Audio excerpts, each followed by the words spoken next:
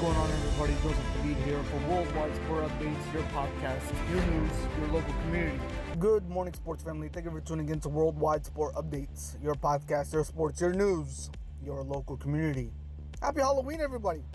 Yes, this is Happy Halloween edition of Worldwide Sport Updates, your podcast here, Friday, October 31st, 2025. Thank you for tuning in, and good morning to everybody out there that is listening in and tuning in to our podcast, subscribing, sharing it out, commenting, letting everybody know what Worldwide Sport Updates is all about and what it has to offer in delivering sports news to you on a daily basis. All right, ladies and gentlemen, again, TGIF indeed. We are here last end of October. Get ready for November and December. And you know what this means, ladies and gentlemen? We get ready for Thanksgiving. We get ready for Christmas. We get the hot chocolates out. Get ready for cold nights. And maybe a white Christmas or a white Thanksgiving. Who knows? And when I say that, I'm talking about a big, gigantic snowstorm. If we can get one. We can only hope and dream that it does happen. But fingers crossed.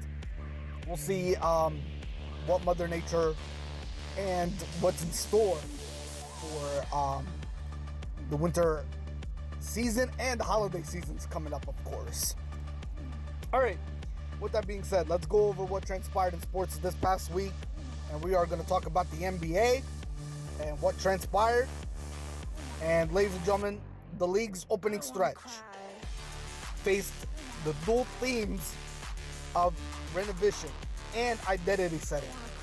As the season settled in, one of the most notable items came when the Portland Trailblazers, playing under interim coach Tiago Splitter, exploited offensively in a 139-119 victory over the Golden State Warriors on October 24th. Forward Deni Avdija tallied 26 points, 6 assists, and 5 rebounds, while 8 Blazers reached double figures, underscoring the team's commitment to sharing the ball and creating a sea change after a disappointing prior season. Simultaneously, the Denver Nuggets opened at home versus the Phoenix Suns with a 133-111 victory, led by Nikola Jokic, second triple-double of the year, despite a quieter shooting night and productive 23-point contribution from Jamal Murray. The result reaffirmed Denver's early season momentum and their reputation for imposing a two-way brilliance. And a different kind of highlight, the Los Angeles Lakers unveiled their new in-season tournament cup. Court design ahead of their first cup game, which will be hosting tonight. The court features gold flooring, purple borders, 3 NBA Cup logos, 2 at the free throw lines, 1 at the center, and a row of 17 stars along the sideline representing each of the franchise championships. The update reflects the league's ongoing push to flavor the in-season tournament as a distinct spectacle. From a strategic standpoint, three takeaways emerge. 1. Teams outside the elite are embracing share-oriented offenses, Blazers to offset talent gaps. Number 2. Power centers like Denver continue to maximize a two-way stars and depth early to set the tone. Number 3. The league is irritating on presentation. They're irritating on presentation. Example, the NBA Cup court to deepen fan engagement mid-season. For fans and front offices alike, this first week of action functions as more than a warm-up. It sets organizational tempo, establishes role clarity, and singles which teams are anchored in identity. With the tournament games and more travel ahead, the clubs that can combine execution with strong culture will tend to separate. All right, let's shift over to some NHL hockey news. This week's NHL's top headline comes from the New Jersey Devils, pushing their current winning streak to 7 with a 3-1 victory over the San Jose Sharks on October 25th. Defensive man Dougie Hamilton notched 2 power play goals and an assist, while center Nikola Jokic added 3 assists and goalie Jake Allen made 16 saves, completing what is the Devils' longest stretch of wins since a 13-game run in late 2022. In the same game slate, the Alex Ovechkin of the Washington Capitals scored his 899th career goal in a 5-1 win over the Columbus Blue Jackets. Yet another reminder of his system fanatic approach to the 900 goal mark and historical milestones happening in real time. What the streak points to New Jersey's ability to win in different ways. The Devils are not just riding offense.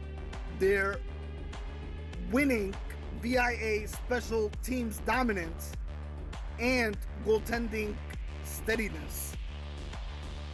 Hamilton's power play explosion and Shear's secondary production highlight a balanced scoring structure, while Allen's modest but efficient outing speaks to depth rather than flash. It also matters league-wide in a division, Metropolitan and the Pacific Division, that looks increasingly churned, and hot starts create both momentum and roster leverage that come, of course, from the trade deadline time. The Devils are building psychological cushioning, the kind of edge that can carry them into the holiday travel and the tighter schedules unscathed. In short, the major takeaways is that New Jersey is not just winning. They are crafting a process that feels sustainable rather than opportunistic.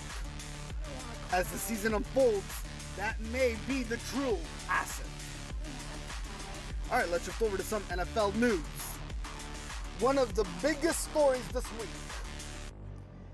The Buffalo Bills suffered a major setback as star defensive tackle Ed Oliver on a $68 million deal was ruled out indefinitely after sustaining a torn biceps requiring surgery. The injury comes at a critical moment for Buffalo, who are still chasing their first Super Bowl title and were counting on Oliver's disruptive interior presence to anchor their defense. With Oliver sidelined, Ed Oliver sidelined, the Bills must lean on depth pieces such as Larry Ojegunobi and Michael Hoshett, both recently back from suspensions, and rookie TJ Sanders. While the coaching staff remains hopeful, the absence shifts Buffalo Bills' defensive profile. Less interior confrontations, fewer splash plays, and increased exposure in third down sub-packages. The timing matters. The trade deadline looms in early November, and Buffalo's margin for error narrows without Oliver's impact from a strategic vantage. The Bills now face a win-now pressure with a weakened frontline interior. Opponents may systematically exploit the gap, more inside runs, double teams shifted outward. Buffalo must either trade for reinforcements or lean heavily on younger interior depth, both of which carry risk. In the broader league context, the injury underscores how quickly Super Bowl windows can slide. One big injury, especially at a premium position, forces recollaborations, and the Bills still have legitimate contention status, but Oliver's loss shifts them from favorite to fragile favorites. In summary, the Bills' Super Bowl push is still on, but they just lost a cornerstone. How they respond via trades, scheme admission, or internal development may define the rest of their season. All right, let's shift over to some Major League Baseball news. The Los Angeles Dodgers and the Toronto Blue Jays kicked off the 2025 World Series with full force. On October 2025, Los Angeles handed Toronto Blue Jays a 5-1 defeat in Game 2 at Rogers Center, evening the best of 7 at 1 apiece after the Jays won Game 1 the previous night. In that Game 2, Dodgers two-way sensation Shohei Ohtani again drew a spotlight, both hitting and pitching, which is becoming his October narrative theme. While Blue Jays MVP level bat Vladimir Guerrero Jr. looks to set the tone for Toronto's World Series title, for him to grasp the first title with the Toronto Blue Jays. The matchup is now well underway, and two teams with contrasting identities. LA is built on October championship pedigree, while Toronto is on a youthful resurgence and home field advantage. Key strategic notes: the Dodgers demonstrated why they are still considered favorites. Their depth, execution under pressure, and the ability to absorb a Game 1 loss and bounce back. The Jays, despite losing Game 2, still benefit from timing, their younger roster, the home crowd, and they may use the momentum from Game 1 as fuel. Travel between Toronto and Los Angeles means early results matter. Starting 2-0 matters more than it used to. From MLB observers in India, this means the early evenings IST will be premium viewing in the upcoming days. Game stats, bullpen usage, and cross-league stars Ohtani, Guerrero make this series far more than just the trophy. It is about organizational culture, momentum, and living in high-leverage moments. In short, the 2025 World Series is now alive with intrigue. With each game, one of the two narrators is gaining ground. The Dodgers dynasty, tilt, or the Blue Jays breakout moments. Either way, the baseball world will be watching. Strap on your seatbelts. By the way, ladies and gentlemen, that series is now 3-2 Blue Jays take the lead in that series. And for your information, FYI, Game 6 and Game 7 Game 6 is tonight. Game 7 is tomorrow night. So happy Halloween. Trick or treat. Toronto Blue Jays lead the series 3-2. Dodgers are back in Toronto. Are they a dynasty? Or will the Blue Jays silence the critics and end the dynasty talk and achieve Vladimir Guerrero Jr. with his first World Series title? We shall see. This looks very interesting.